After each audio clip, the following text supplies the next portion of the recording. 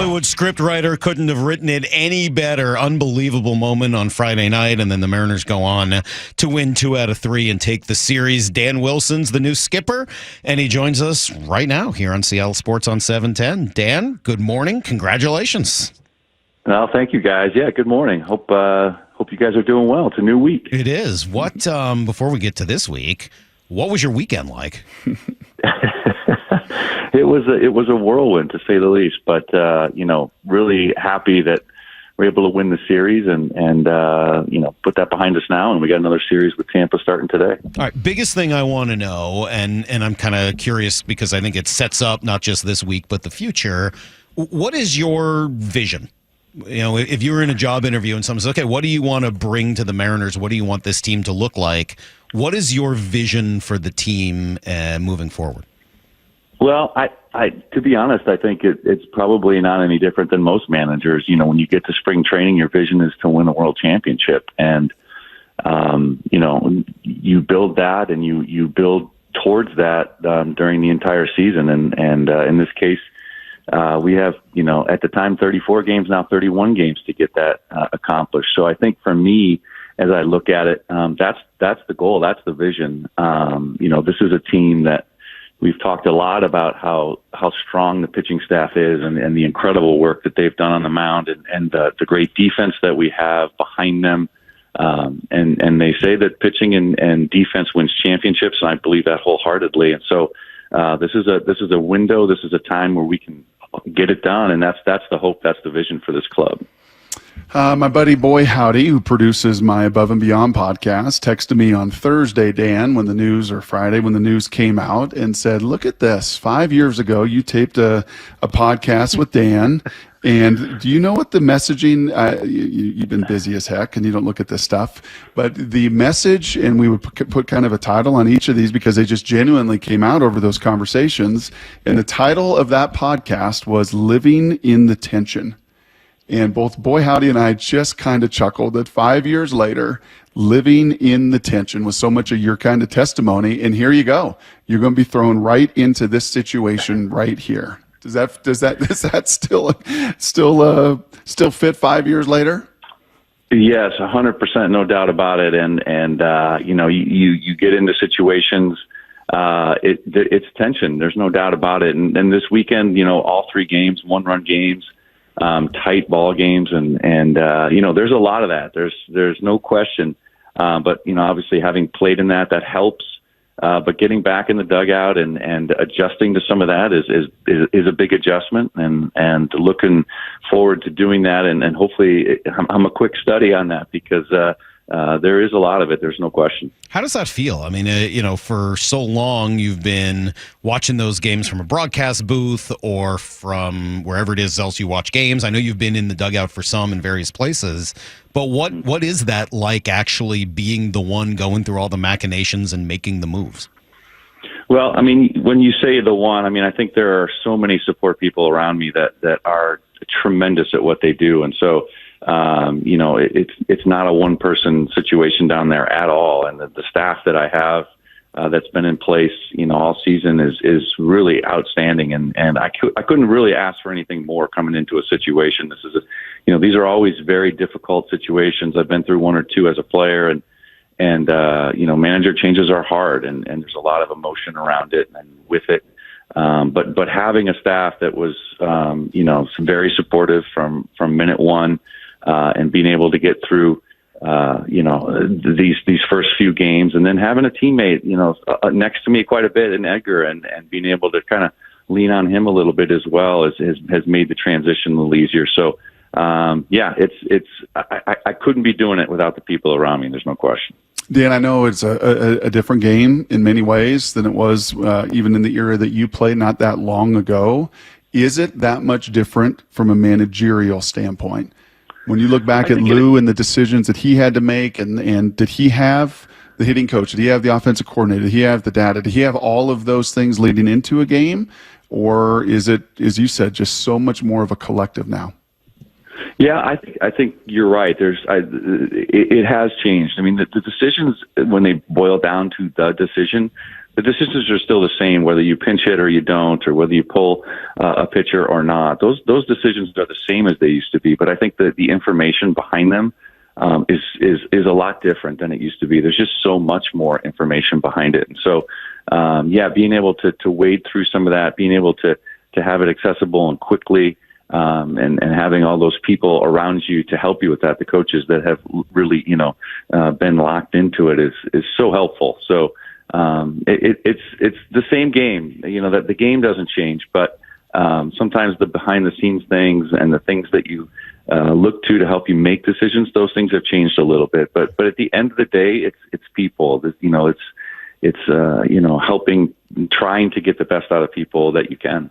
So that kind of leads into this question, I guess. What kind of manager do you want to be? That title has changed a lot, as you just said, from the time you played. What kind of manager do you want to be? Well, I mean, I think, having a good relationship with the clubhouse is huge, and that's hopefully one thing that I can establish. It's a relationship that as a manager, as coaching staff, we're there and really help to support the players, and we want to be in it with them on a daily basis. In some ways, too, it's about getting out of the way. I mean, these guys are good players. These guys are the best players in the world at what they do. And so it's giving them what they need, but then allowing them the space and the creativity and the individuality to go out and do their job. The baseball season is a grind. There's no question. And, giving them the freedom to go out to play, you have to ride that balance. And as Brock pointed out, there's a tension there, right? When do you pull tighter? When do you let go? Those are the decisions you got to make, but ultimately it's about the players. It's about, getting them ready to play on a daily basis and letting them go out and grind it out. How often do you message the entire clubhouse? We did the first day. I think it's appropriate in those kinds of situations when there's a manager change to address the team. But it's not a very often thing that the manager will talk to the entire team. It's a lot more one-on-one conversations. It's a lot more thought through conversations with players, whether it's a group of players, whether it's position players, pitchers, whatever the case may be, hitters.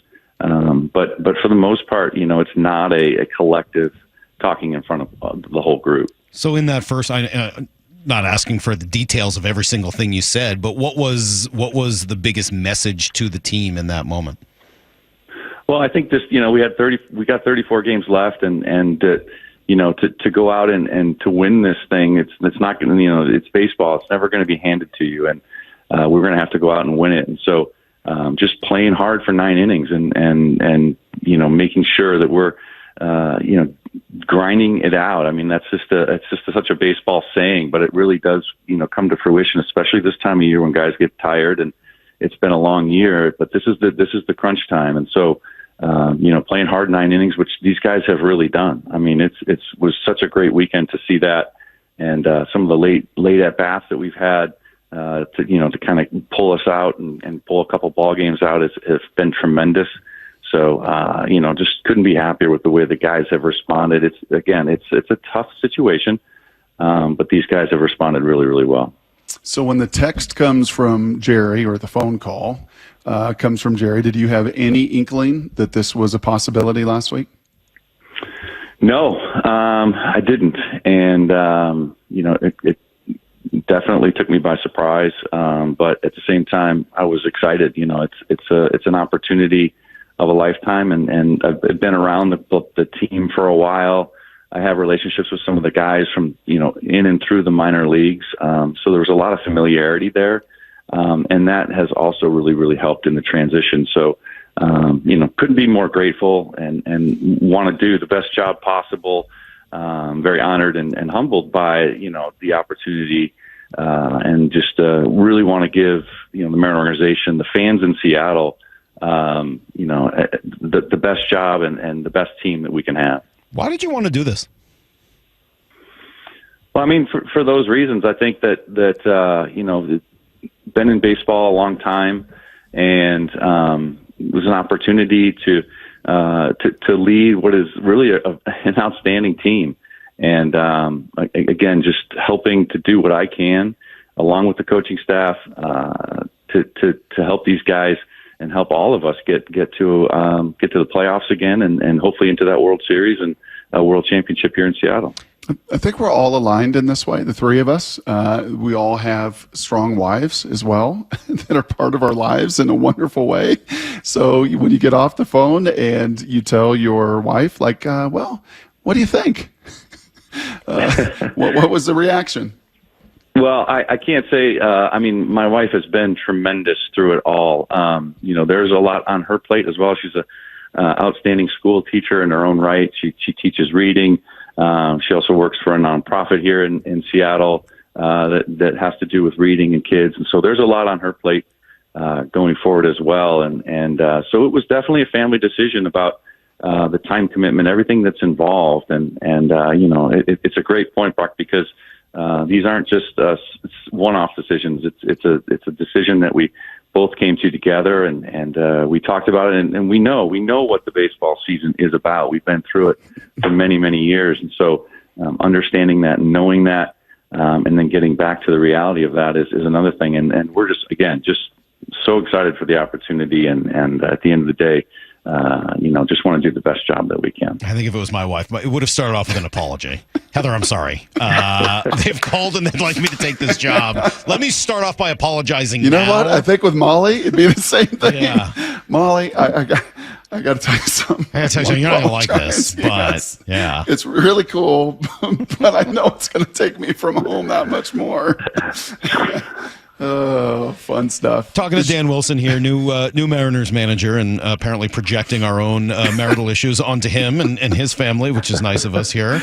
The team obviously has struggled to hit this year. Why, not that can be necessarily summed up in one sentence, but why do you think they've struggled to hit, and what can be done differently in the last 31 games here to hit better?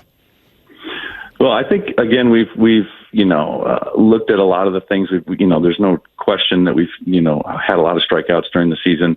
And I think one of the things we're looking at, again, is being able to make some more two-strike adjustments and being able to put more balls in play. And especially with runners in scoring position, we are able to generate a lot of traffic. And so being able to hit situationally, being able to hit with runners in scoring position, those are going to be focuses for us. And, you can't ask a better person than Edgar Martinez to help you, work on those things, change those things. And I know he has tremendous respect in that clubhouse, and he's been working with the hitters throughout the season with that.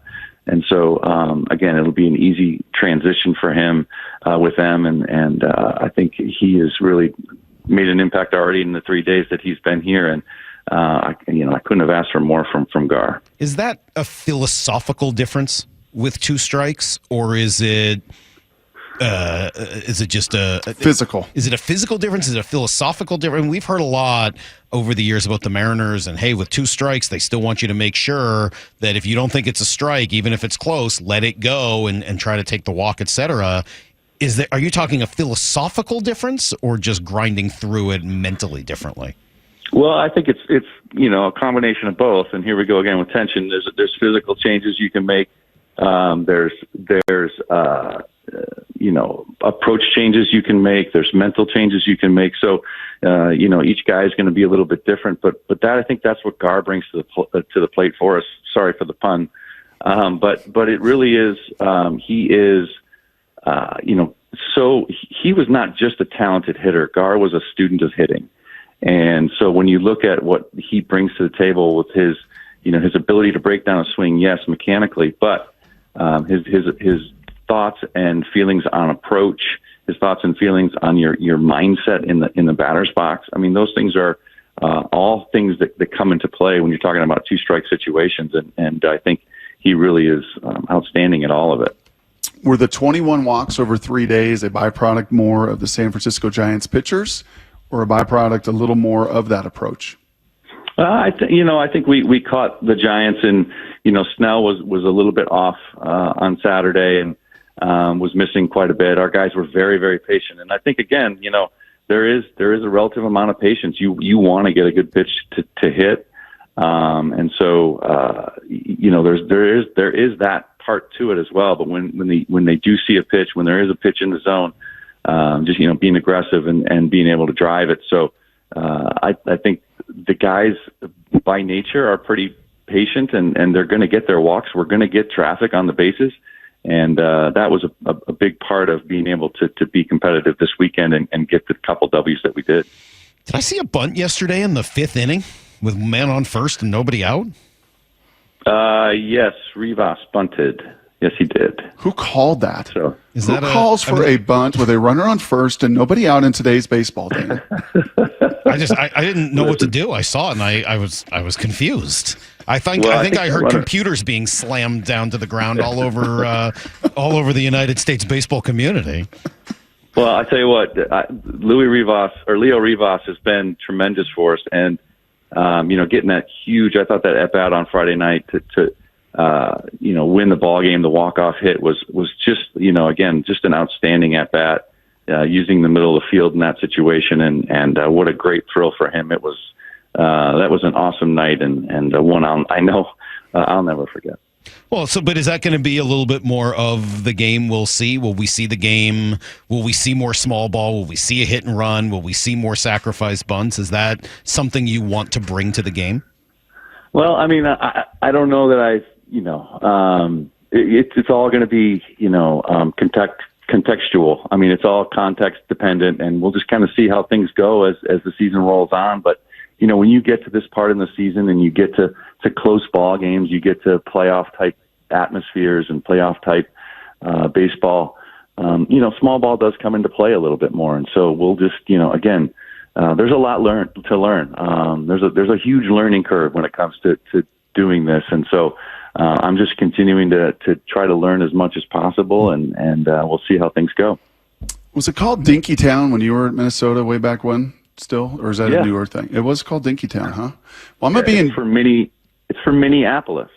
See, it's a mini city, Dinkytown. Oh, there you go. Well, now I know that. Thursday night on the broadcast. I may have to throw that into Benetti because I got your Gophers on Thursday night for their season opener. I'm going to sit down with the coaches on Wednesday.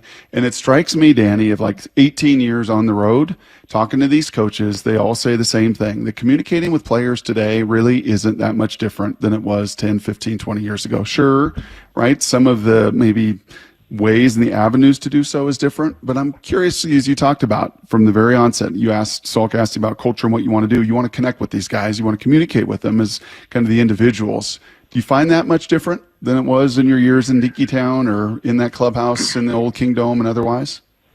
I think to some degree, no, it hasn't changed much. I mean, it's still connecting with people, and I think they're exactly right. And I think it's a very, very important aspect, and it's pretty fundamental to any kind of a team situation. So hopefully, that's something that I can continue to do, keep avenues of communication open. When guys I want guys to have a voice. I mean, obviously this is it's a team effort all around. And so, keeping that communication open, what can I do, to help you today? And that kind of an approach, and again, it's hearing from those guys and also letting them go play. How do you unlock Julio? I think he has since coming back from the injury. Obviously, it takes a little bit, but before he got hurt, I think he was really in a great place, and it's just really for him a matter of getting back to that spot. But again, he's such a vital part of our lineup, such a vital part of our club, and such a leader. And I'm looking forward to continuing to establish a good relationship with him and keep working on that. And looking forward to seeing when he explodes, how fun that's going to be. If you're going to take your first managerial job, how much does it help to have this starting rotation to take over? It's okay. Like, hey, if I'm going to be a manager, all right, fine, I'll do it with these 5 starting pitchers. I would imagine that played a role in your decision. Yeah, I mean, it's a great staff. There's no question about it. And like I said at the beginning, having a good pitching staff and having a great defense it's a great recipe, and it helps you win a lot of ball games. And that's definitely a huge advantage, and that's sort of an earmark of our club right now. And when you talk about late season baseball, when you talk about playoff type atmosphere and playoff baseball, having great pitching each night when you're in it each night really, really helps you. And these guys have done an outstanding job. Pete Woodworth, Trent Blank, the whole pitching crew does such great work in preparing our pitchers and the players, the pitchers each night, and coming up with a plan. I think, one of the things that our team really prides itself on is the process that they have behind it. And they have really done a great job with that. And our guys are ready to go each day. Last thing for me here, Dan, do you manage differently? I know you had 6 games at Tacoma, but do you manage differently when it's now 31 and a sprint to the end than you would manage maybe over the course of 162?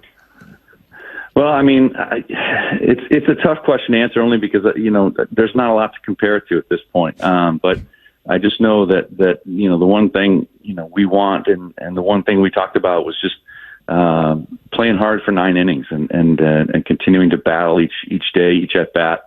And these guys so far have done a tremendous job of that. And, that's really what we're looking for down the stretch. Last thing for me as well, and just because it came up a lot last week, and I think there were people who were surprised often, in a situation like this with 40 games or under 40 games left in a season, we see an interim manager named. There's no interim tag. You're the manager. This is a job you want moving forward? Yeah, absolutely. I mean, this was something that I was hoping to do long term if we were going to do it. And I'm looking forward to, again, this opportunity here at the end of the season and then, beyond that as well. So, again, I couldn't be more grateful, for the opportunity and really want to do the best job that I can. That moment on Friday night must have been pretty surreal as he has the walk-off hit after everything that, you had seen and had happened over the course of the previous couple of days. To have it all come to a culmination Friday night with a come-from-behind walk-off win. What did you do when you went home? I mean, it must have just felt so, again, surreal. It was. It was a crazy several days, 2 or 3 days, and then to have that happen was just tremendous. And again, just the way they battled the entire game. I mean, to see them come from behind like they did, and then to get those runners in late in the game, and then that bat by Leo in I think it was the 10th. Might have been the 11th. I guess it was the 10th. It was the 10th, yeah. Yeah, to get that final one in was just it was just a great way to have a first game in the big leagues as a manager, and again looking forward to seeing where we go from here.